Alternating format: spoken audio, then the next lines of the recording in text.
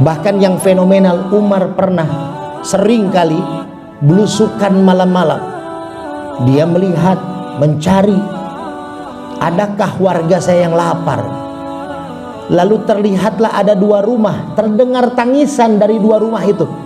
2 rumah yang berdempetan, tangisannya terdengar oleh Umar bin Khattab. Umar sendirian, dengan menyamar, memakai baju yang bukan baju kebesarannya, memakai baju yang lusuh. Diketok pintu rumah yang menangis itu. Assalamualaikum, dibuka. Waalaikumsalam. Keluarlah seorang ibu. Ditanya oleh Umar, ibu kenapa kok terdengar suara tangisan dari dalam rumah? Ini pemuda, ini bapak, karena dia nggak tahu ini Umar, ini pemimpin, ini khalifah. Si ibu ini bilang, sudah berhari-hari saya mencari makanan keluar rumah, tapi saya tidak bisa dapat makanan. Saya seorang janda, tidak punya suami. Anak-anak saya 4 orang belum makan sudah berhari-hari. Mereka lapar, mereka haus, mereka menangis karena menahan lapar. Lalu Umar bilang kepada ibu tersebut, ibu, nanti saya bawakan gandum. Ditutuplah pintu. Umar mengetuk pintu rumah samping yang tadi menangis, dan rumah samping ini pun ikut menangis. Diketok pintu, keluarlah seorang ibu-ibu kembali. Assalamualaikum. Waalaikumsalam. Tanya Umar, ibu, saya dengar tangisan dari dalam rumah ibu, begitu hebat tangisannya. Lalu si ibu ini bilang, betul pak, kami di rumah menangis, suami saya menangis, anak-anak saya menangis kesakitan sambil memegang perut. Kenapa? Tadi suami saya bawa makanan begitu banyaknya, segala jenis makanan dibawa oleh suami saya. Lalu dimasaklah oleh saya semua makanan yang dibawa oleh suami saya. Tersedialah hidangan di meja makan, begitu banyak makanan. Lalu dimakanlah oleh kami semua satu keluarga dengan begitu lahapnya. Habis semua makanan, akhirnya kami kesakitan perut kami semua, kami menangis karena kesakitan perut kami. Umar meneteskan air matanya. Lalu Umar merenung, ya Allah, seandainya sebelum makan satu keluarga ini menyisihkan setengah makanannya buat samping rumahnya yang kelaparan, niscaya tidak akan ada yang menangis karena kesakitan. Yang satu keluarga tidak menangis karena kelaparan, yang satu keluarga sampingnya tidak menangis karena kekenyangan. Hamil istri. Kalau kuasa Allah,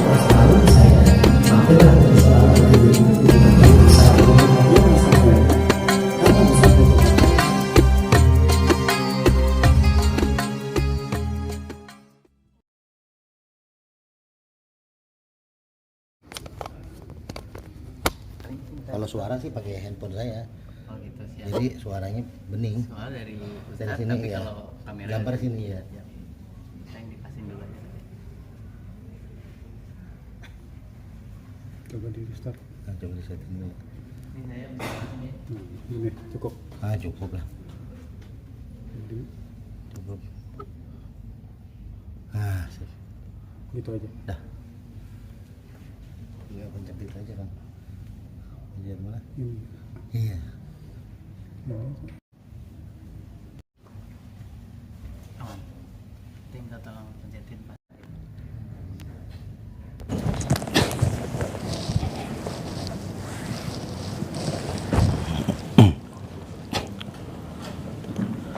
Assalamualaikum warahmatullahi wabarakatuh.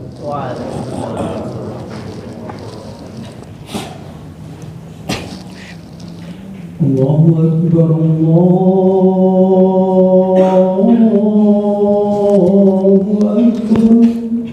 Akbar. Allahu Akbar,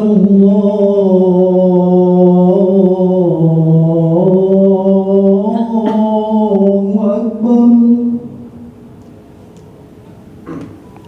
Asyhadu an la ilaha illallah.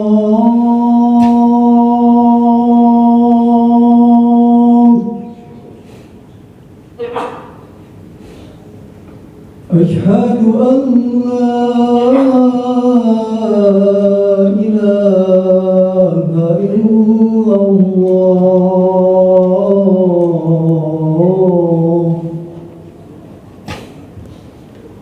أشهد أن محمد رسول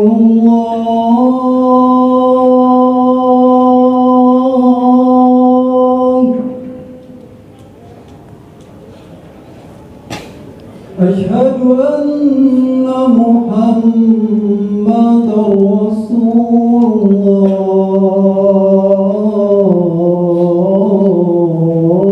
الله حي على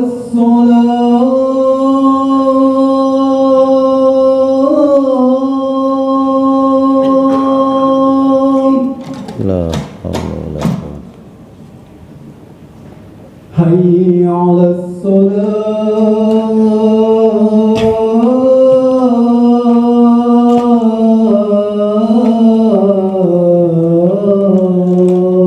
Masyaallah. حي على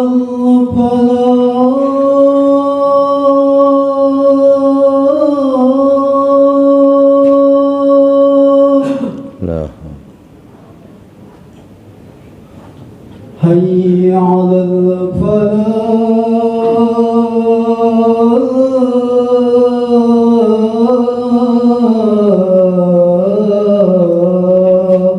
la haula wala الله أكبر الله أكبر لا إله إلا الله la ilaha.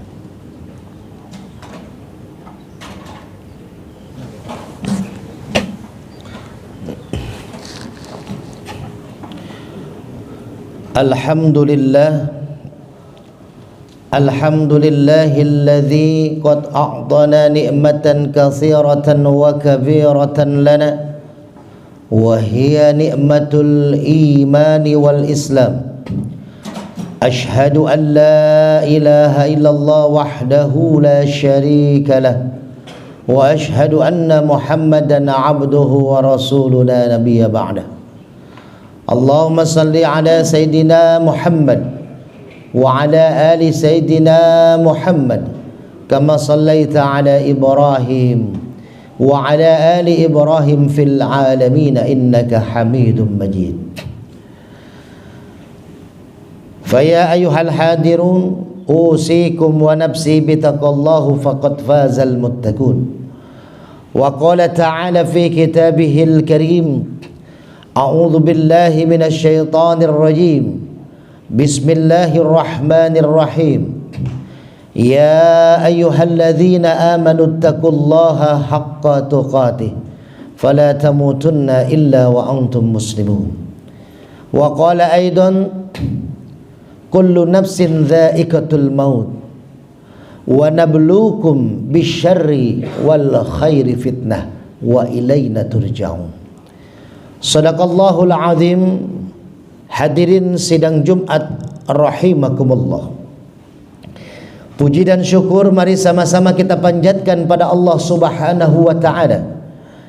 Hari ini kita hadir berkumpul untuk melaksanakan ibadah salat Jumat di hari mulia, di tahun yang baru, di Jumat awal di tahun 2024. Maka hadirnya kita di masjid ini semua adalah berkat karunia rahmat dari Allah. Wabil khusus dua nikmat yang Allah berikan, yaitu nikmat iman dan nikmat sehat. Karena tanpa dua nikmat ini yakinlah kita nggak akan bisa hadir bersama berkumpul untuk melaksanakan sholat Jumat pada kesempatan siang hari ini. Coba kalau kita tengok, ada saudara kita, teman kita, sahabat kita, Jumat kali ini imannya sedang sehat, imannya sedang bagus, rajin ingin beribadah kepada Allah, tapi kesehatannya sedang tidak baik.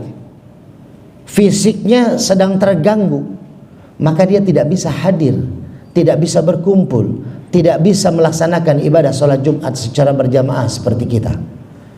Dan juga ada kerabat saudara sahabat kita mungkin pada hari ini, Jumat ini, staminanya bagus, fisiknya kuat, sehat walafiat secara fisik, secara badan, tapi imannya sedang sakit, maka dia pun tidak bisa hadir di tempat yang mulia untuk melaksanakan ibadah sholat Jumat secara berjamaah. Maka pada Jumat kali ini, bapak-bapak hadirin yang hadir di Jumat kali ini, karena bapak didapatkan oleh Allah, diberikan oleh Allah nikmat iman dan nikmat sehat, maka dengan kita hadir di masjid ini untuk melaksanakan sholat Jumat, maka itu tanda syukur kita atas nikmat yang Allah berikan. Apa kata Allah dan apa janji Allah? La in syakartum la azidannakum wa la in kafartum inna adzabi lasyadid. Kalau kita bersyukur atas nikmat dan karunia dari aku, kata Allah, maka pasti aku akan tambah. Jadi kalau kita sekarang melaksanakan ibadah sholat Jumat, berarti sama aja kita melaksanakan dan mensyukuri nikmat Allah dari yang Allah berikan kepada kita berbentuk iman dan sehat. Maka iman akan Allah tambah, sehat akan Allah tambah. Bahkan bonus kita, rezeki akan diberikan keberkahan oleh Allah Subhanahu wa ta'ala. Kenapa? Karena Allah menjanjikan dengan kalimat nun taukidnya, la azidannakum, pasti aku akan menambah nikmat seorang hamba yang mensyukuri nikmat yang telah aku berikan. Maka patut kita bersyukur bapak-bapak hadirin yang dirahmati Allah. Salawat dan salam semoga senantiasa tercurah kepada pemimpin alam Nabi besar Muhammad sallallahu alaihi wasallam, kepada keluarganya, para sahabatnya, dan mudah-mudahan kita yang hadir pada kesempatan Jumat kali ini sama-sama kita mendapatkan syafaatul uzma di yaumil akhirat nanti. Amin. Amin ya Allah ya rabbal alamin. Hadirin sidang Jumat rahimakumullah. 2023 telah meninggalkan kita. Banyak peristiwa, banyak kenangan, banyak kejadian yang terjadi, baik kepada diri kita, baik untuk keluarga kita, baik di pekerjaan dan usaha kita. Maka manusia terbaik adalah yang mengenang, yang merenungi apa yang sudah terjadi untuk pelajaran di hari ini dan berbenah menjadi lebih baik di hari yang akan datang. Malam tahun baru begitu padatnya tempat wisata, bahkan Jakarta lowong. Saya dengan para jamaah malam tahun baru di Masjid At-Thohir, saya memimpin doa pas jam 12 malam di Masjid At-Thohir Tapos Depok. Begitu antusias warga umat, dari mulai ba'da isya istighosah, jam 12 malam kita memimpin doa masih penuh. Apa yang diingat? Mungkin kebersamaan di tahun 2023 untuk menguatkan nantinya di tahun 2024. Maka pada kesempatan Jumat kali ini saya ingin mengingatkan kepada kita dalam surat Al-Anbiya di ujung ayat 34 yang saya baca di awal, bahwasanya kullu nafsin dha'iqatul maut, setiap yang bernafas, setiap makhluk yang bernafas, yang punya nafas, yang punya kehidupan, pasti akan mengalami yang namanya kematian.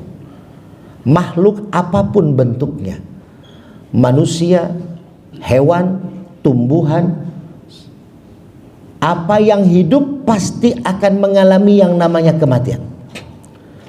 Coba sebelum saya ungkap ayat ini, sama-sama kita jabarkan, kita renungkan. Ada satu peristiwa yang terjadi di masa Khalifah Umar bin Khattab. Umar bin Khattab ketika Abu Bakar As-Siddiq sebagai khalifah pertama meninggal dunia, lalu dibuatlah kumpulan para sahabat untuk dipilih dan dibentuk, dicari seorang khalifah penerus daripada Abu Bakar. Ini juga yang terjadi ini. Di tanggal 14 Februari nanti kontestasi politik luar biasa. Jangan sampai kita terpecah belah, Bapak. Beda pilihan kita saling menghargai. Saya di Depok kebetulan sebagai ketua bidang dakwah Forum Ulama Kota Depok. Saya menghimbau kepada seluruh rekan-rekan para asatid, para ulama, para kiai masjid untuk jangan menjelek-jelekan, untuk jangan apalagi membuat hoak, berita-berita bohong. Ya, kalau kita suka dengan capres satu, jangan sampai menjelekkan capres yang lain. Karena ini adalah kontestasi demokrasi politik yang harus kita hargai dan malah untuk menguatkan kita sebagai bangsa Indonesia yang kuat, bangsa Indonesia yang hebat. Kalau kita terpecah belah karena beda pilihan partai, beda pilihan presiden, maka kita tidak akan kuat sebagai bangsa dan negara. Hadirin yang dirahmati Allah, kita kembali. Umar bin Khattab ketika itu dicalonkan dan akhirnya terpilih menjadi khalifah kedua. Lalu apa yang dilakukan Umar? Umar tidak pulang. Umar tetap di masjid, nggak pulang-pulang sampai tengah malam. Akhirnya istrinya Umar bertanya dalam hati, ini suami saya kok belum pulang-pulang sampai tengah malam. Saya lihat dari jendela rumah sudah pada bubar itu di masjid. Akhirnya istrinya Umar keluar rumah bertanya kepada teman-temannya Umar yang sudah pulang. Mas, tadi acara kegiatan pemilihan khalifah sudah terjadi. Oh sudah selesai. Sudah dari tadi kita sudah kongko-kongko, kopi-kopi. Ternyata siapa yang menang? Suami ibu yang menang, Umar bin Khattab. Lalu mana suami saya? Oh kami lihat masih ada di masjid sendirian, tidak mau pulang. Akhirnya istrinya menghampiri suaminya Umar di masjid ketika itu melihat Umar sedang duduk menangis di dalam masjid. Dihampiri oleh istrinya, lalu istrinya bertanya kepada suaminya, wahai suamiku, tadi saya dengar teman-temanmu bilang kau menang menjadi khalifah, kau menang menjadi pemimpin. Kenapa nggak pulang? Kenapa tidak berbagi cerita bahagia terhadap saya? Kenapa tidak kita tuangkan rasa syukur dengan makan-makan? Tapi kenapa engkau berdiam diri di masjid dan menangis? Apa kata Umar? Wahai istri tercintaku, ketika tadi seluruh umat, seluruh warga memilih saya menjadi khalifah, menjadi pemimpin, dan di saat detik itu saya menjadi pemimpin, maka di saat detik itu pula malaikat sudah mulai mencatat saya sebagai seorang pemimpin. Kalau tiap detik, tiap menit, tiap jam, tiap hari, tiap minggu, tiap bulan saya melakukan kesalahan, maka catatan amal saya begitu hebat nanti di hadapan Allah Subhanahu wa ta'ala. Umar bin Khattab menjadi khalifah, dia menangis karena takut dia tidak bisa adil terhadap warganya. Dia takut sebagai pemimpin zalim. Kita lihat berbagai macam contoh kepemimpinan Umar. Ketika ada tamu yang datang, ditanya urusan apa? Urusan negara, dinyalahkanlah lampu. Ketika datang tamu urusan apa? Urusan pribadi, pengen ngobrol-ngobrol, dimatikan lampu biar gelap saja. Karena ini minyak buat nyalain lampu, ini uang negara. Bayangkan contoh Umar. Bahkan yang fenomenal, Umar pernah sering kali belusukan malam-malam. Dia melihat, mencari, adakah warga saya yang lapar. Lalu terlihatlah ada dua rumah, terdengar tangisan dari dua rumah itu. Dua rumah yang berdempetan, tangisannya terdengar oleh Umar bin Khattab. Umar sendirian dengan menyamar, memakai baju yang bukan baju kebesarannya, memakai baju yang lusuh. Diketok pintu rumah yang menangis itu.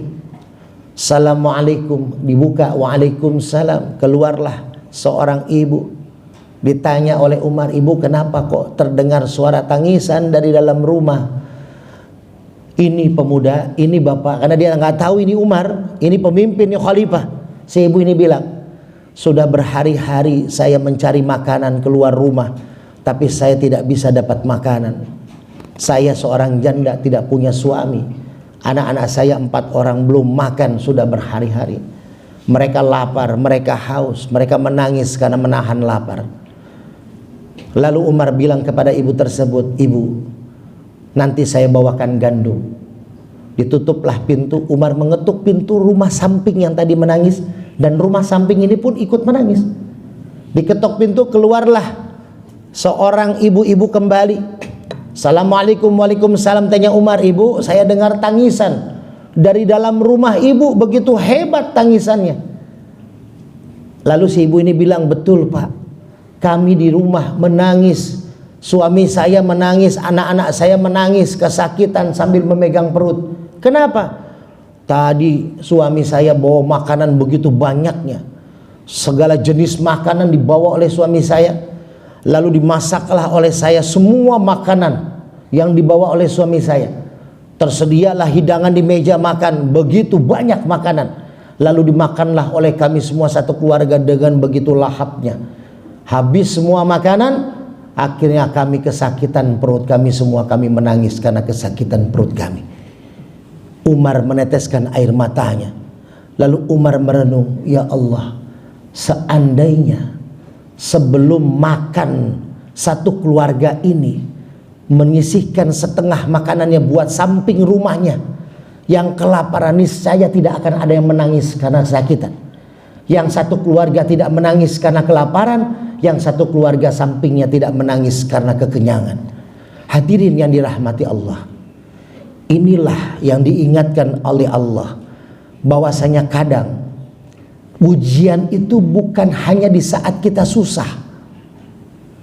Kalau kita lagi di rumah, lalu datanglah anak kita, "Pak, saya tidak lulus sarjana Pak. Pak, saya dipecat dari kantor Pak. Pak, usaha saya bangkrut Pak."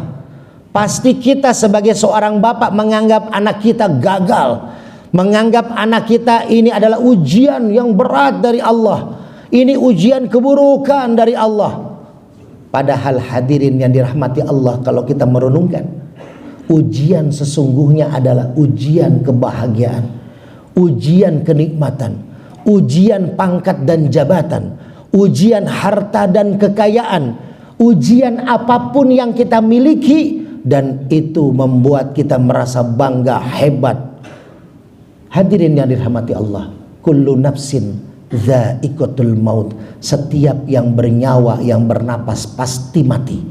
Tapi bukan itu yang dipermasalahkan oleh kita.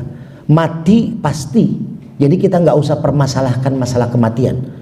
Tapi yang paling penting kata Allah di ayat selanjutnya, wa nablukum, sebelum kamu mati kata Allah, wa nablukum, kami akan uji kalian, saya akan uji kamu kata Allah, bisyarri wal khairi fitnah, dengan ujian keburukan dan ujian kebaikan. Kita menganggap ujian keburukan, "Wah Allah, saya nyalon DPRD, saya nggak lolos ya Allah, stres, habis uang saya ya Allah." Akhirnya dia merasa gagal, dia merasa jatuh, dia merasa sengsara. Padahal ketika seorang pejabat nyalonin menjadi seorang penguasa, ketika dia tidak jadi, maka rugi dia, hanya rugi waktu, hanya rugi tenaga, hanya rugi pikiran, hanya rugi uang. Tapi ketika dia jadi pejabat, maka dari hari dia menjabat sampai 5 tahun ke depan, dia tiap detiknya diawasi oleh 2 malaikat. Malaikat yang satu melihat apakah dia sebagai pejabat melakukan apapun bentuk janji yang dia umbar-umbar kemana-mana. Banner-banner itu terpasang di setiap sudut jalan. Kemarin saya ke Purwakarta, ke pondok pesantren di Purwakarta, itu perjalanan dari Depok sampai Purwakarta itu setiap jalan banner terpasang, sampai kita nggak tahu lagi ini wajah siapa, janji apa. Tapi setiap banner yang terpasang ada janji-janji muluk yang tercantum di banner itu. Ketika jadi orang itu menjadi pejabat, maka di hari dia menjabat, di saat, di detik dia menjabat, malaikat 2 mengawasi dia, akan mengontrol dia. dan akan dimintai pertanggungjawaban di hadapan Allah Subhanahu wa taala. Kullukum ra'in wa kullukum mas'ulun an ra'iyati. Setiap kita pemimpin dan setiap kita akan dimintai pertanggungjawaban apa yang kita pimpin. Hadirin yang dirahmati Allah, maka itu di Jumat yang amat sangat singkat pada Jumat kali ini, khotib mengingatkan untuk pribadi khotib, mari sama-sama kita merenung bahwasanya 2023 pernah kita lalui berbagai macam hal, ujian sulit, ujian senang, apapun bentuk pasti kita rasakan. Manusia tidak akan selamanya susah, manusia juga tidak akan selamanya senang, manusia tidak akan selamanya Allah kasih sehat, tapi juga manusia tidak akan terus-terusan dikasih sakit oleh Allah. Ada kalanya kita ketika sakit kita mengeluh kepada Allah, ya Allah, kapan sakit saya ini bisa sembuh ya Allah? Ketika nanti saya sehat, saya pengen ibadah dengan lancar ya Allah, saya pengen bersosial kepada sesama ya Allah, saya ingin bantu orang ya Allah. Ya Allah, kenapa saya dikasih susah harta saya ya Allah, usaha saya ngedrop ya Allah. Kalau usaha saya maju ya Allah, saya akan bantu yayasan pesantren, saya akan bantu masjid, saya akan bantu anak-anak yatim piatu. Itu adalah janji-janji kita ketika kita memang tidak punya kuasa. Tapi biasanya ketika kita berkuasa, kita punya sesuatu yang untuk kita laksanakan, ini yang memberatkan kita. Ingat, apa yang kita punya adalah titipan dari Allah. Kita ini dititipkan, kita datang lahir, inna lillahi wa inna ilaihi rajiun. Kita datang ke muka bumi tanpa bawa apa-apa, tanpa make apa-apa, tanpa jabatan, tanpa harta dan kekayaan, tanpa apapun bentuk yang kita bawa. Nah, kembali nanti kepada Allah, kita pun tidak akan membawa apa-apa. Maka hadirin, pertama, perbanyak ibadah kita untuk kita meningkatkan kualitas iman kita agar Allah selalu menyayangi kita. Yang kedua, perbanyak istighfar. Dengan apa? Dengan kita mengingat segala dosa dan kekhilafan kita, lalu kita menjaga agar tidak melakukan kesalahan yang sama. Dan yang ketiga, perbanyak sosial kita kepada manusia, perbanyak sedekah kita. Kita kerja dapat gaji 10 juta sebulan, itu ada 250.000 harta kita yang hak orang lain, zakat mal itu. Kalau kita gaji 10 juta, lalu 10 jutanya kita pakai untuk nafkahin anak dan istri, maka 10 juta itu masih kotor. 9 juta 7,5 akan menjadi bersih kalau yang 250.000 sudah kita ijab kabulin kepada kiai, kepada ustadz untuk kita keluarkan zakat malnya. Maka hadirin, ayolah, Islam ini mengajarkan kebaikan, Islam ini mengajarkan kemudahan. Kadang kita mempersulit diri karena kita tidak mau mendalami Islam dengan sesungguhnya. Mudah-mudahan di Jumat kali ini Allah berikan ilmu kepada kita, Allah berikan kekuatan kepada kita semua yang hadir untuk bisa kita menjaga diri kita, menjaga keluarga kita, menjaga harta kita, menjaga pangkat dan jabatan kita agar diridhoi oleh Allah Subhanahu wa taala. A'udzubillahi minasyaitonirrajim. Bismillahirrahmanirrahim. Wal 'asri innal insana lafi khusrin illa alladzina amanu wa 'amilus solihat wa tawasaw bil haqq wa tawasaw bis sabr. Barakallahu li wa lakum fil Qur'anil 'azim wa nafa'ani wa iyyakum bima fihi minal ayati wa dzikril hakim wa taqabbalallahu minni wa minkum tilawatahu innahu huwas samiul 'alim.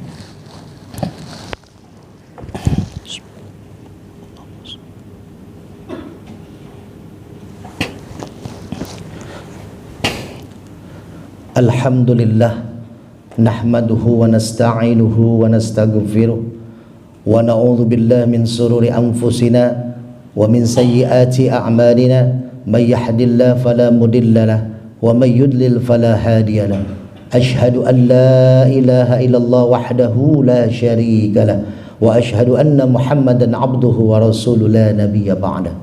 Fa ya ayyuhal hadirun usikum wa nafsi bi taqwallahu faqad fazal muttaqun. Wa qala ta'ala fi kitabihil aziz wa huwa asdaqul qailin. A'udzu billahi minasy syaithanir rajim. Bismillahirrahmanirrahim. يا أيها الذين آمنوا اتقوا الله حق تقاته فلا تموتن إلا وأنتم مسلمون. وقال أيضا إن الله وملائكته يصلون على النبي يا أيها الذين آمنوا صلوا عليه وسلموا تسليما. اللهم صل على سيدنا محمد وعلى آل سيدنا محمد كما صليت على إبراهيم وعلى آل إبراهيم في العالمين إنك حميد مجيد. اللهم اغفر للمسلمين والمسلمات والمؤمنين والمؤمنات الأحياء منهم والأموات إنك مجيب دعوات ويا قاضي الحاجات. اللهم لك الحمد وإليك المشتكى وأنت المستعان ولا حول ولا قوة إلا بالله العلي العظيم. ربنا آتنا في الدنيا حسنة وفي الآخرة حسنة وقنا عذاب النار. عباد الله إن الله يأمر بالعدل والإحسان وإيتاء ذي القربى وينهى عن الفحشاء والمنكر والبغي يعظكم لعلكم تذكرون. فلذكر الله أكبر. أقم الصلاة. Hamil istri. Kalau kuasa Allah Sampai